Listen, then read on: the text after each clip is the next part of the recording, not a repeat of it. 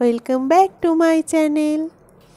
আজকে আমি তোমাদের একটা বেগুন পোড়া করে দেখাবো। তো আমি বেগুনটাকে বেশ ভালো করে ধুয়ে নিয়েছি। শীতকালে বেগুন পোড়া খাওয়ার কিন্তু মজাই আলাদা। তো বেগুনটাকে আমি অল্প একটু হাতে সর্ষের তেল নিয়ে পুরো বেগুনটায় মাখিয়ে নেব। তাহলে না চোখলাটা খুব সুন্দর উঠে যায়, খুব সহজভাবে উঠে যায়। আর এই যে মাঝখানে দেখো আমি ফেরে নিয়েছি, যে পোকা ছিল নাকি দেখার জন্য, কিন্তু ওই জায়গাটা না একটু কালো কালো লাগছিল। ওই কারণে আমি ছুরি দিয়ে ওই জায়গাটা খুঁটে তুলে নিয়েছি, কিছু ছিল না, সন্দেহের বশে ওটা আমি তুলে নিয়েছি।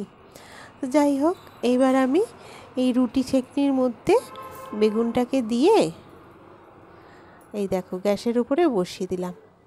গ্যাসটা একটুখানি মিডিয়াম ফ্লেমে করে দিয়েছি। আর ছুরি দিয়ে এইভাবে আমি মাঝখানে মাঝখানে এইভাবে কেটে দেব, তাহলে বেগুনটা বেশ ভালো পুরো ভেতরটা একদম খুব সুন্দর পুড়ে যায়, সেদ্ধ হয়। আর আমি একটুখানি টমেটো পুড়িয়ে নেব। আর রসুনগুলোকে, কয়েকটা রসুনকে কোয়াটা বেশ ছাড়িয়ে দিয়ে এই ফুটোগুলোর মধ্যে বেগুনের মধ্যে ঢুকিয়ে দেব। আর রসুনটা আমি একটুখানি বেশি খেতে পছন্দ করি, খুব ভালো লাগে। ওই কারণে এই দেখো এই কাঁটা চামচের মধ্যে এইভাবে রসুনটা ঢুকিয়ে নিয়ে তারপরে আমি পুড়িয়ে নেব, কারণ ছোট্ট জিনিস তো ভেতরে ঢুকে যাচ্ছে। তা আমি এইভাবে পুড়িয়ে নেব। এই দেখো এখানে রেখে দেব, তিনটে জিনিসই সুন্দর পুড়ে যাবে। এবার টমেটোটাকেও আমি একটা কাঁটা চামচের মধ্যে নিয়ে নিলাম।